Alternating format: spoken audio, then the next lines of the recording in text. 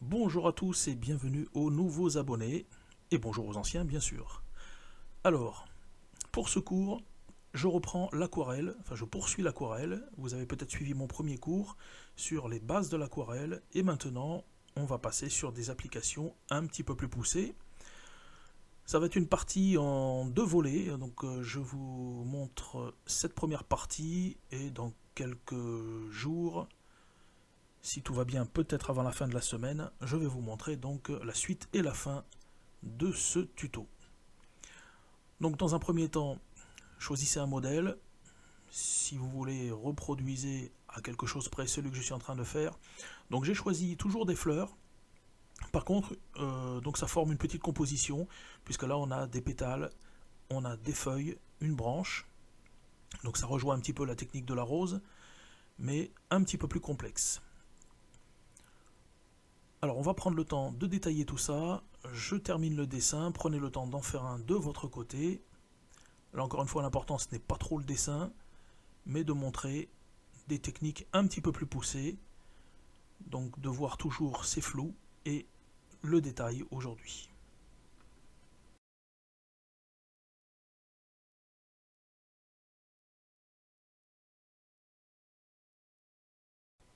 Alors, on commence par une première particularité. Donc, j'ai fait le contour de mon dessin. Maintenant, donc important, choisissez une direction, donc pour la lumière, et partout où la lumière va arriver, gommez légèrement vos traits de crayon. Pourquoi? Donc ça va éviter d'avoir un trait net, un contour voilà, sur tout l'ensemble de votre réalisation. Donc laissez marquer toutes les parties qui vont être à l'ombre, ça ne dérange pas. Par contre, voilà, toutes les parties qui vont recevoir la lumière, estompez-les au maximum, que vous ayez juste un trait assez fin. Moi je le laisse volontairement un petit peu plus pour que vous puissiez le voir. Mais voilà, le but étant de, petit à petit, quand vous allez donc vous lancer un peu plus dans l'aquarelle, réussir à avoir le moins de traits possible. Donc je prends le temps de faire ça. Alors j'en profite également pour vous parler d'un outil qui est intéressant, qui est une gomme liquide qu'on utilise en aquarelle. Alors dans un premier temps pour faire des délimitations ou pour déjà peindre, donc mettre cette gomme liquide qui est du latex sur les endroits où on va voir des points de lumière. Donc ça vous permet de mettre déjà toute cette gomme sur les points de lumière, et ensuite quand vous allez peindre, donc ça ne recouvre pas cette partie là. Une fois sec, vous l'enlevez avec un doigt ou avec une gomme, et ça vous permet de garder donc des lumières très vives, parce qu'en aquarelle c'est assez délicat de remettre du blanc en fin de compte, parce que le blanc, comme c'est assez dilué, ou alors il faut travailler vraiment en pâte, et dans ce cas là on n'est plus dans l'esprit de l'aquarelle. Mais c'est faisable, on peut avoir des techniques mixtes, il n'y a pas de souci. Alors je poursuis donc le gommage des parties recevant de la lumière. Je vais accélérer un petit peu et je reviens de suite.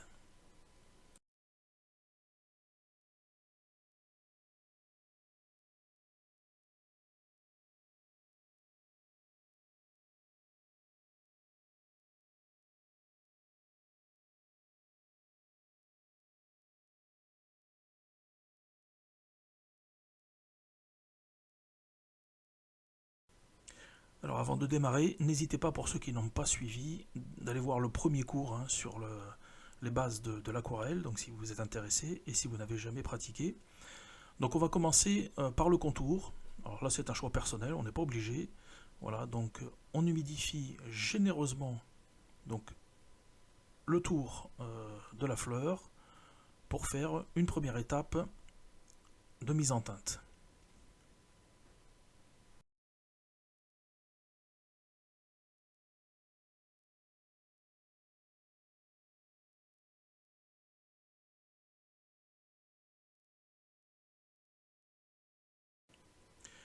Une fois que vous avez imbibé généreusement votre feuille, donc on commence à poser les teintes. Alors, le choix des teintes, donc vous pouvez reprendre des couleurs contenues dans la fleur, ou alors partir sur des couleurs donc de votre choix dans un premier temps, ou c'est mieux aussi des couleurs complémentaires. Donc là, je ne fais pas un cours sur les couleurs complémentaires, essayez de vous renseigner un petit peu. Voilà, et ensuite, donc on va utiliser des techniques que j'ai montrées dans la première vidéo. Donc voilà, on a une partie de la feuille qui est vraiment imbibée, et là on vient poser les teintes, voilà, pour donner un petit peu d'effet. Bon là encore une fois, c'est pas trop, je fais pas trop un cours, hein, je ne vais pas trop développer sur ce qu'on peut faire au niveau des effets pour l'instant. Encore une fois, si ça vous intéresse, on pourra faire quelque chose par la suite. Donc là, cette partie est en... Enfin, c'est la première partie, donc ça va être en deux parties. Pourquoi? Parce que là, je vous montre déjà un ensemble des techniques. Et sur la deuxième vidéo, en fin de compte, donc je vais terminer la fleur, faire un petit peu la mise en forme, accentuer les ombres et les lumières pour faire ressortir un petit peu donc certains éléments. Voilà, donc là, pour l'instant, rien d'extraordinaire. Alors, toujours pareil, n'oubliez pas d'appliquer les techniques que je vous ai montrées sur la première vidéo. Donc vous avez un choix, soit vous démarrez assez loin donc de la fleur, et vous faites des effets, et ensuite en mettant l'eau, donc les couleurs vont être attirées, ou, comme je suis en train de faire maintenant, on commence par les contours, et ensuite on diffuse. Voilà, donc je place de l'eau, et la couleur va être attirée vers l'extérieur. Voilà, donc là c'est un choix. Donc là je vais utiliser plusieurs couleurs hein, pour vous montrer un petit peu. Voilà, donc là on prend son temps tout de même. Hein. Voilà, on essaye de faire un petit peu des effets. Donc rien de spécial, hein, parce que là je veux que ça reste plus ou moins flou, il n'y a rien de spécial donc comme fond. Alors on peut s'amuser bien sûr, hein, faire des flous un petit peu comme en photographie, hein, ce que j'utilise moi sur certains tableaux. Et là, donc encore une fois, le but est de mettre en application des techniques. Voilà, on ne cherche pas encore à faire quelque chose de somptueux. Hein. Donc là, le mélange des couleurs, si vous vous rappelez également dans la première vidéo, donc on peut soit les amener à se rejoindre sans trop se mélanger, ou au contraire, rajouter un petit peu d'eau et les faire se mélanger pour avoir des dégradés. Donc là, profitez de faire un contour, voilà, pour vous amuser hein, avec les techniques que je vous ai données donc sur la première vidéo.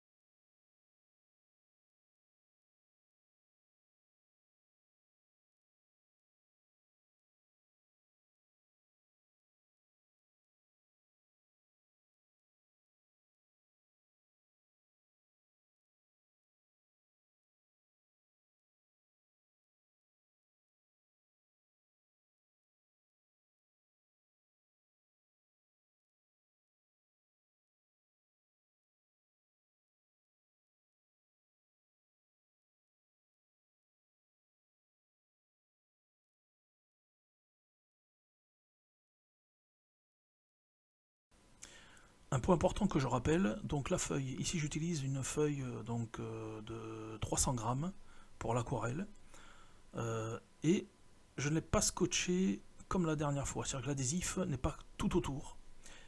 Et alors vous ne le voyez peut-être pas, mais la feuille a quand même tendance à gondoler parce qu'on utilise voilà, une grosse partie donc de la feuille. Alors pourquoi ça gondole? En fin de compte il faut le comprendre, c'est que là je n'ai pas mouiller la feuille dans son ensemble. Donc on a des parties qui sont humides et des parties sèches. Donc c'est pour cette raison que ça gondole. Vous voyez, je suis obligé de tenir le papier pour pouvoir diriger donc l'eau que j'ai mis et la teinte. Voilà, parce que je veux que ça descende un petit peu vers ma main.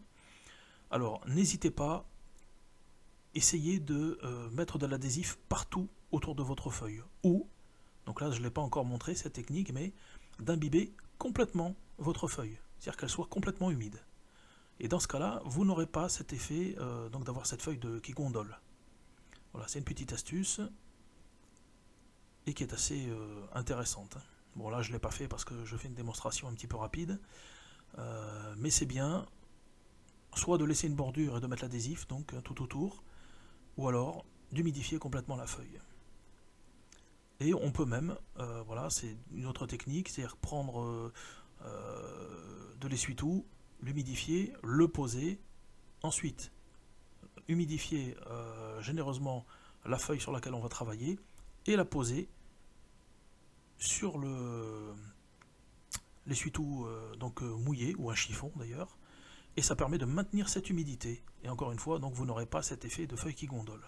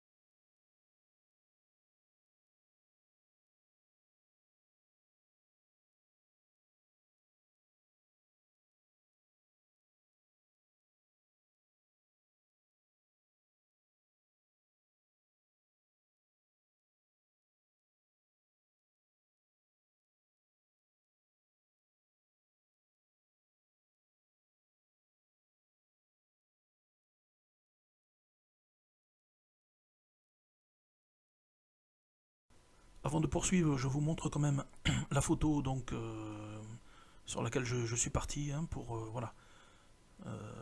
Donc je pars là-dessus. Alors encore une fois, je ne vais pas reproduire exactement la même chose. Ce qui m'intéressait, c'est cette fleur. Voilà, et de vous montrer donc les dégradés hein, qui sont autour, c'est pareil, vous voyez bien que donc je ne fais pas du tout la même chose. Et par contre, je vais tâcher de respecter au mieux, même en aquarelle, donc la forme et les couleurs qui sont sur ce modèle. Pour ceux que ça intéresse, donc si vous voulez retrouver ce type de fleur, donc c'est une fraisia. Voilà, donc vous pouvez retrouver, hein, j'ai pris une photo sur internet, donc je pense que vous pouvez retrouver à quelque chose près voilà, ce modèle, si vous voulez travailler la même chose.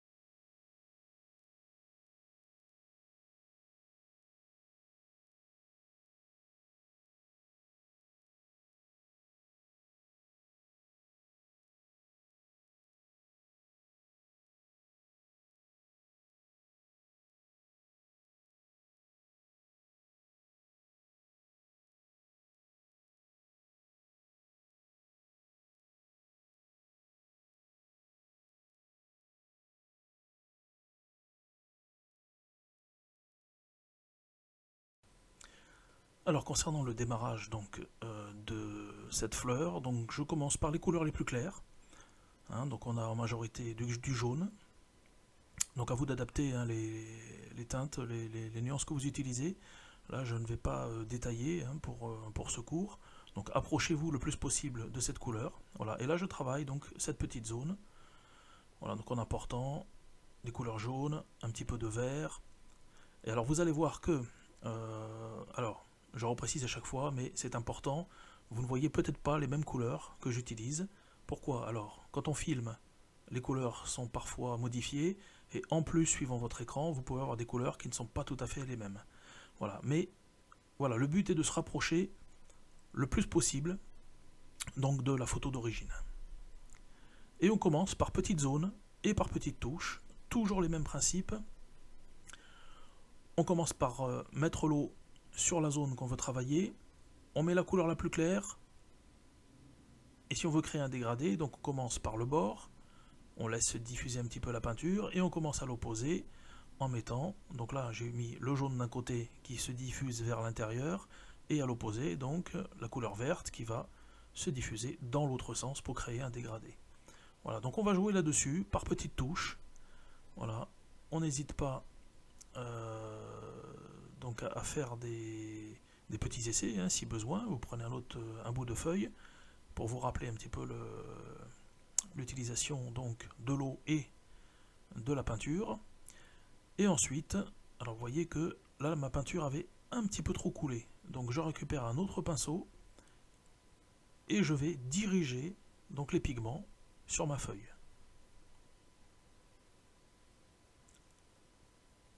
Alors là, la vidéo va être assez longue. Je vais écourter certaines parties parce que normalement la vidéo donc est à peu près une durée de 2 heures.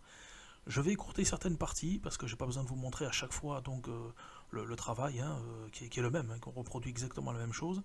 Mais je m'arrêterai par contre sur certains points importants que j'ai déjà détaillés sur la vidéo d'apprentissage de l'aquarelle, mais qui sont importants. C'est-à-dire que là on travaille en dilution et quand on va amener de plus en plus de détails, donc on va utiliser beaucoup moins d'eau. Voilà, c'est la partie qui est importante.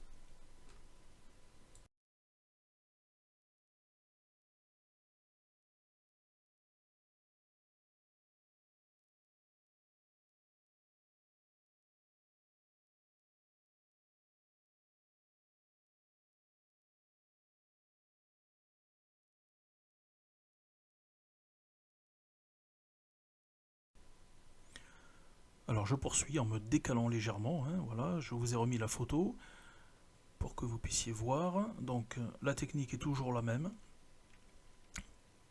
On humidifie la partie qu'on va travailler et ensuite on commence par les extérieurs en posant la teinte pour qu'elle se diffuse vers l'intérieur. Voilà, donc le travail va être répétitif, hein, comme je vous disais, donc on va retrouver ça. Je vais accélérer un petit peu et lorsqu'il y a des détails, quand j'ai besoin de vous préciser quelque chose, donc je ralentis la vidéo et je vous retrouve donc pour les explications.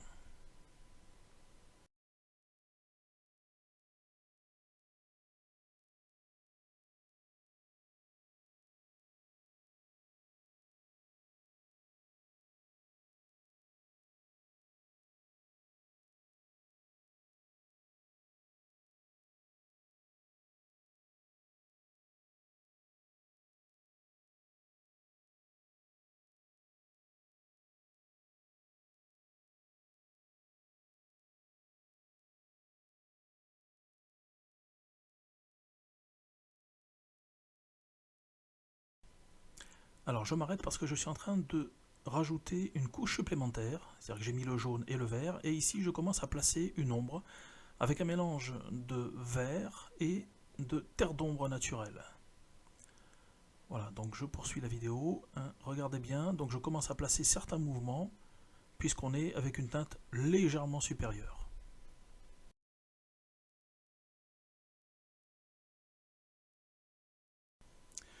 Pour cette partie, j'utilise le pinceau avec réservoir d'eau qui est très pratique.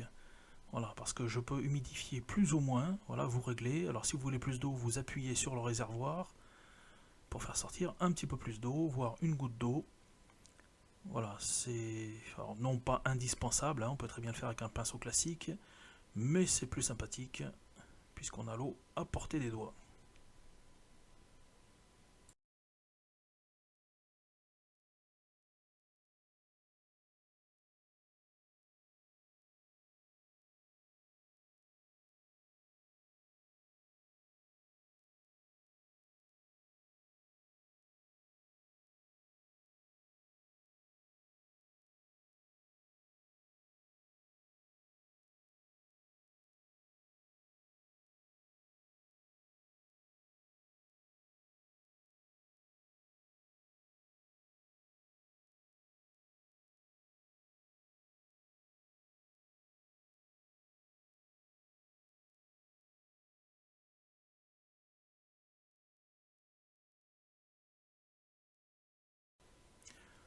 En très peu de temps, donc les pigments sont absorbés et je viens travailler de nouveau, voilà, sur la zone que j'ai fait juste avant, en plaçant des nuances un petit peu plus soutenues. Donc là j'ai augmenté, j'ai rajouté un petit peu de terre d'ombre naturelle, toujours à ce mélange de vert, et je viens ainsi superposer les couches.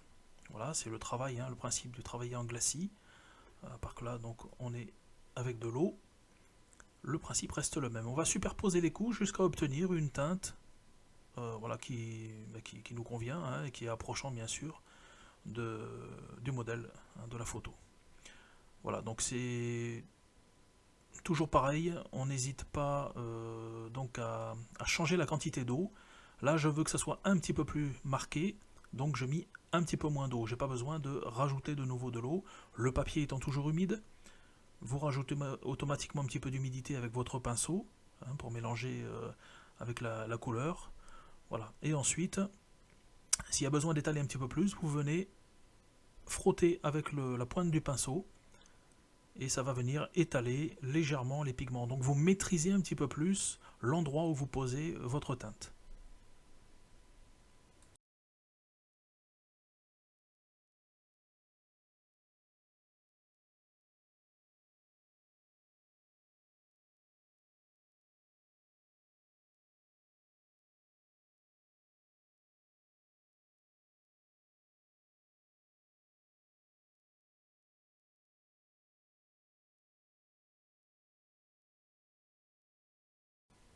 Alors je passe à l'accéléré, mais vous remarquez qu'à cet endroit-là, je charge beaucoup. Voilà, j'ai une couleur très forte.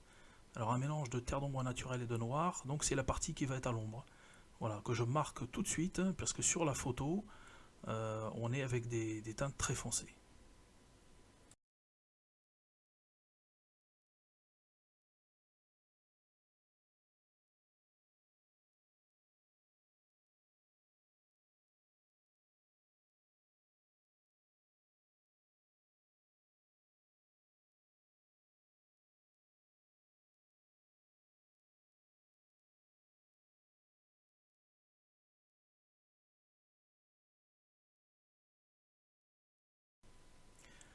On passe maintenant à des couleurs un petit peu plus soutenues. Donc là, j'ai humidifié cette partie de la fleur. Et là, vous voyez que je commence à poser une couleur. Donc là, je suis un petit peu moins dans les teintes pastel. Enfin, pour l'instant, oui, mais là, je vais rajouter vraiment un peu plus de rouge. Donc là, c'est une laque carminée. Et je vais mettre un petit peu moins d'eau pour pouvoir positionner vraiment voilà, cette teinte que vous voyez un petit peu plus soutenue au niveau du pétale. Voilà, donc il ne faut pas hésiter. Un petit rappel, si vous mettez trop de teinte, trop de peinture, pas de souci, vous venez avec de l'eau et vous frottez légèrement pour diluer un petit peu. Voilà, et je commence à former les petits stries qu'on aperçoit sur le pédale. Voilà, et on va y revenir, retravailler dessus dès que ça sèche. On fait un autre pétale et on revient après dessus pour apporter un peu plus de détails.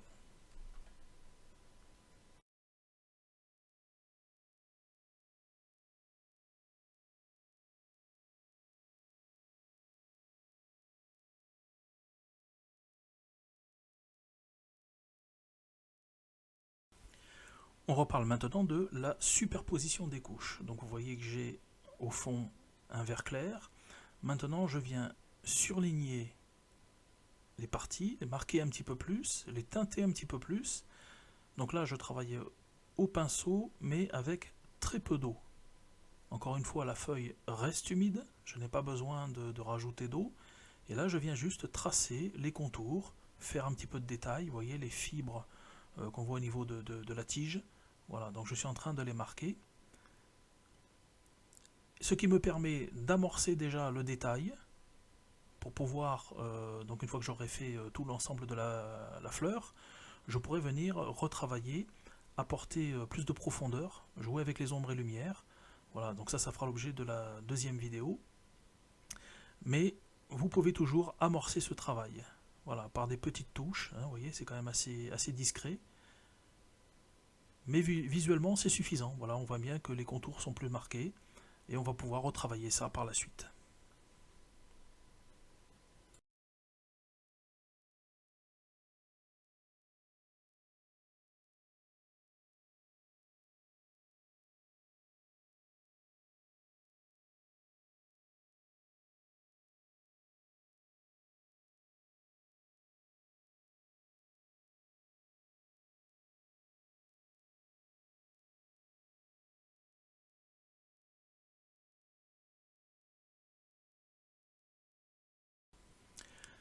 Cet ensemble de deux pétales que je suis en train de travailler est assez intéressant au niveau technique. Voilà, je vous montre. Donc on a bien sur le pétale une partie jaune-orangé, une partie un petit peu rouge, le haut du pétale qui est en pleine lumière avec un dégradé de jaune vif et de blanc. Voilà, donc là c'est assez intéressant. Donc toujours pareil, on vient retravailler, on a humidifié donc le pétale, on vient tracer les bords, et ensuite, alors soit on fait, donc on frotte le pinceau, voilà, pour diffuser, c'est-à-dire qu'on n'a pas trop humidifié, c'est pas vraiment une goutte d'eau, on a juste humidifié le pétale. Et là, on va commencer donc à former ce dégradé. Ensuite, on vient retoucher en marquant un petit peu plus, donc avec un petit peu plus de lac carminé. Ça va se diffuser, puisque notre papier est humide. Et donc ça va commencer à s'étaler tout doucement. Voilà, donc il faut repérer vraiment où sont les nuances les plus claires et où sont les plus fortes. Donc on commence par un lavis, hein, donc quelque chose d'assez délayé, et après on vient former donc soit les contours qui sont plus marqués, et encore une fois, hein, donc je répète, mais c'est important, donc si on veut marquer un contour, on place moins d'eau, et si on veut le diffuser davantage, on met de l'eau. Voilà, et là c'est ce que je suis en train de faire, vous voyez, je veux que ça se diffuse un petit peu plus, donc je rajoute de l'eau, et ça va s'étaler et créer un dégradé. Et ensuite, bien sûr, je vais amener du détail, donc dès que ça va commencer à sécher un petit peu, donc les pigments seront rentrés dans le papier, je vais venir placer donc des petites nervures, des petits points, hein, vous allez voir un petit peu plus loin, voilà. Donc on travaille toujours en superposition, c'est-à-dire qu'on va sur la couleur qui est tout au fond, celle qu'on voit tout au fond, et on va revenir pour progressivement apporter du détail.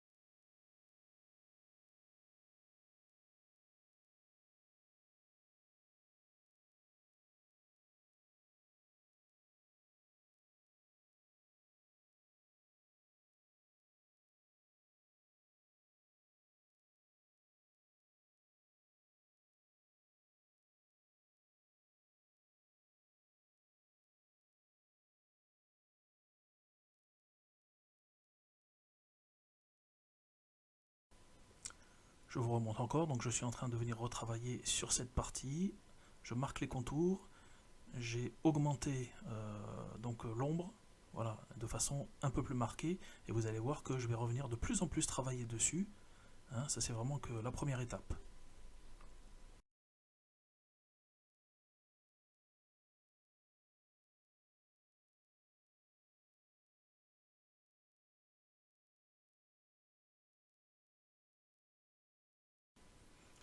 Je replace la photo pour vous montrer, donc on attaque un nouveau pétale, et je commence par marquer la bordure, voilà, pour délimiter entre ce mouvement du pétale là, qui se recourbe et le bas qui est déjà un peu travaillé.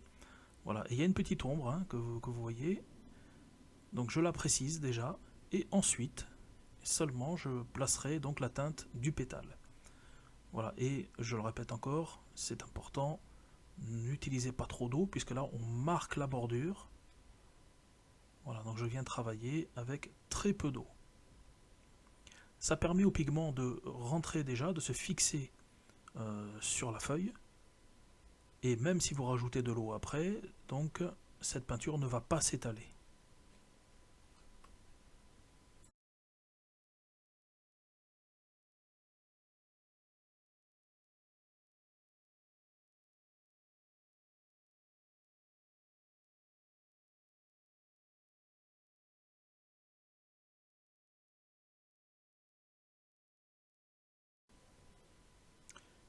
Et vous pouvez donc en toute logique continuer le même travail, on humidifie, on place les teintes, on joue avec les dégradés, et par la suite on rajoute du détail dès que les pigments sont fixés sur la feuille.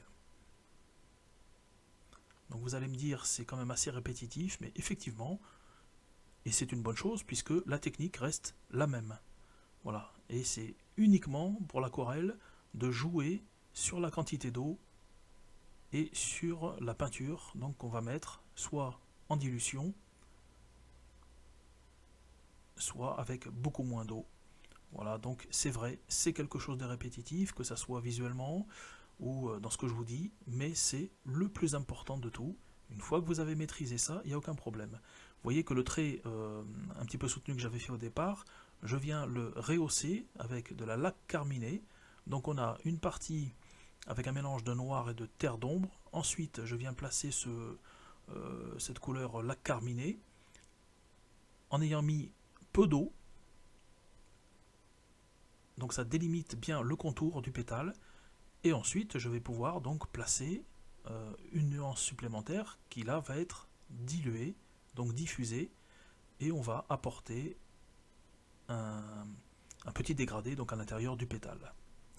Et là c'est pareil, je suis en train de mettre des petits points, hein, vous allez voir que sur le pétale il y a des petits points, des sortes de taches, donc je les précise tout de suite, et comme ça rentre très rapidement et assez facilement dans la feuille, donc dès que je vais placer voilà, ma nuance de jaune, elle va s'étaler donc dans l'eau que j'ai mis, créant ce dégradé sans toucher la peinture qui a été mise avant et qui est déjà rentrée donc dans la feuille.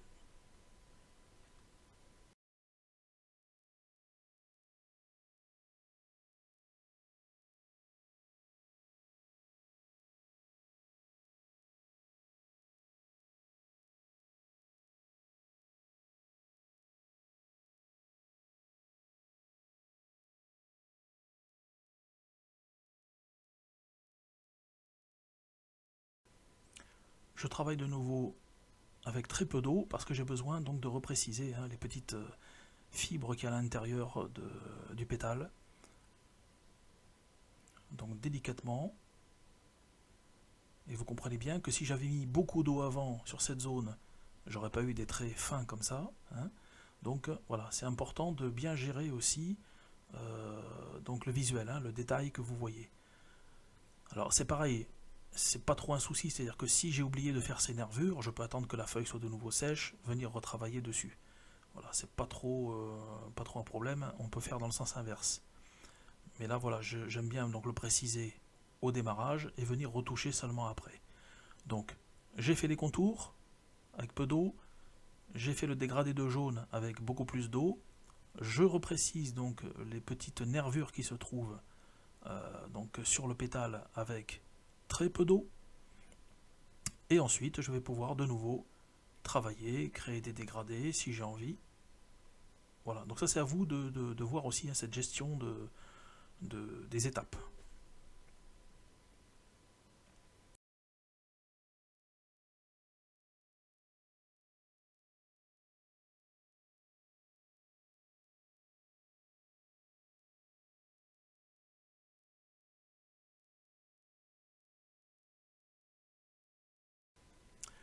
Je vous laisse observer, j'ai mis un accéléré, voilà, on poursuit le travail, hein, toujours les mêmes étapes, donc même à l'accéléré, vous pouvez voir le détail et la façon de procéder.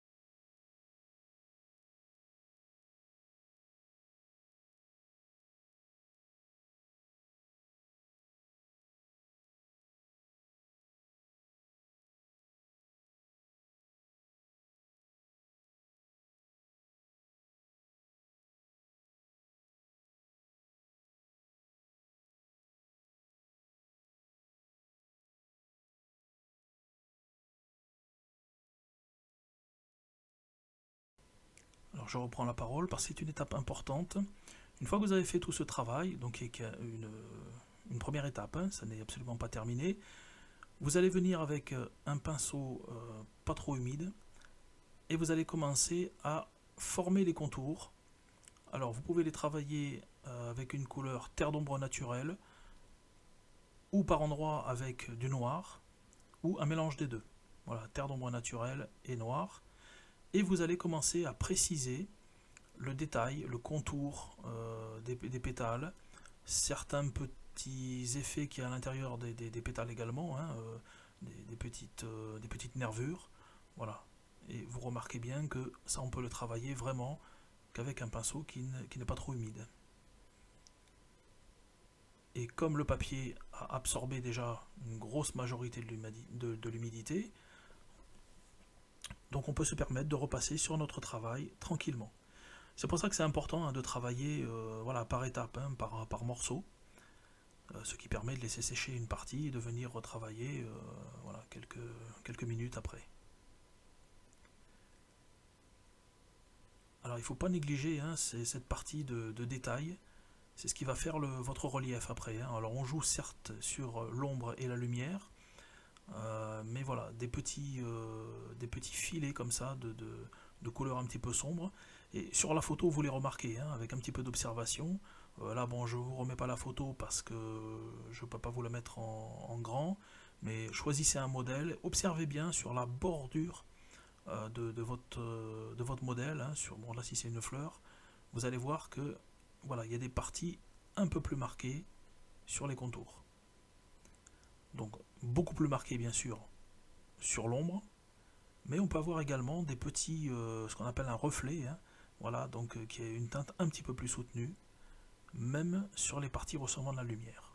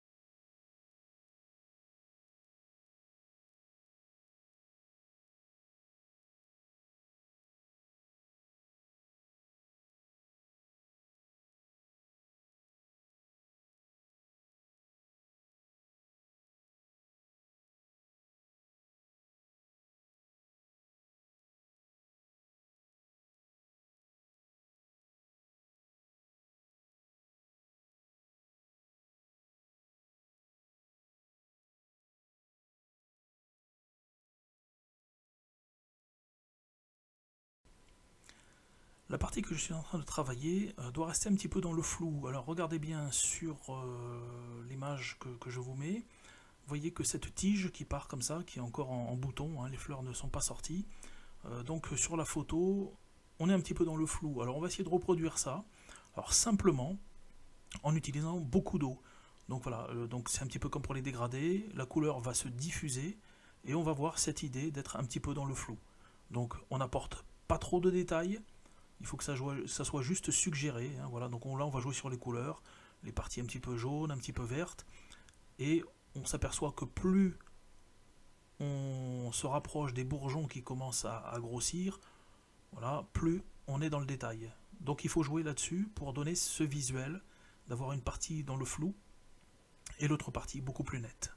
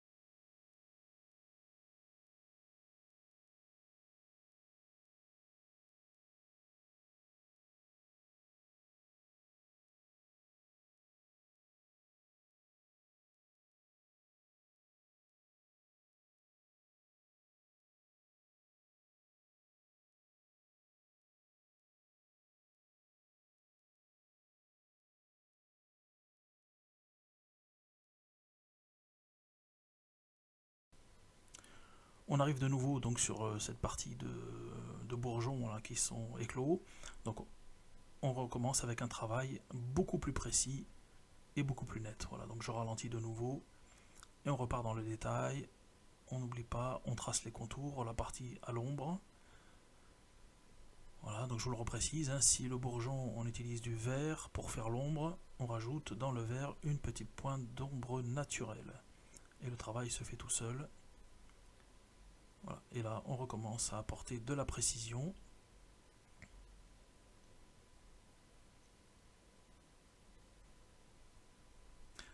Alors, je vous répète quand même qu'on est toujours dans un travail, hein, donc dans un exercice.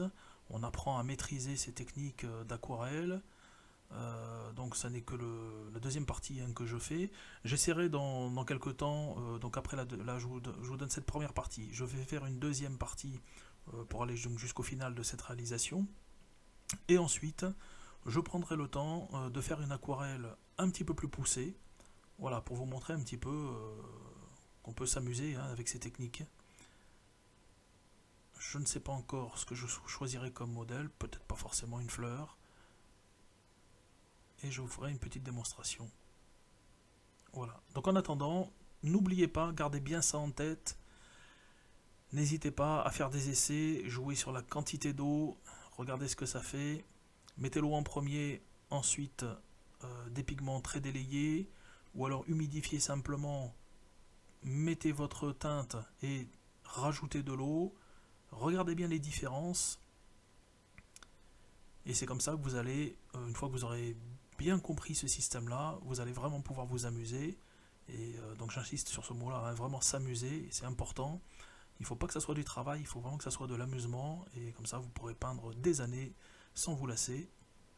Même si ce sont des techniques, il faut vraiment voir le côté sympathique de la chose hein, et pouvoir construire donc des œuvres, faire des petites constructions comme ça, assez sympathiques, et jouer sur les nuances.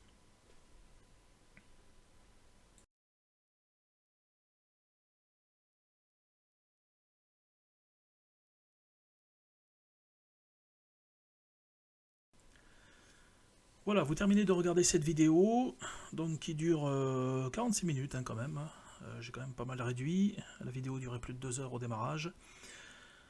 J'espère que vous avez pu voir donc l'application de ces techniques.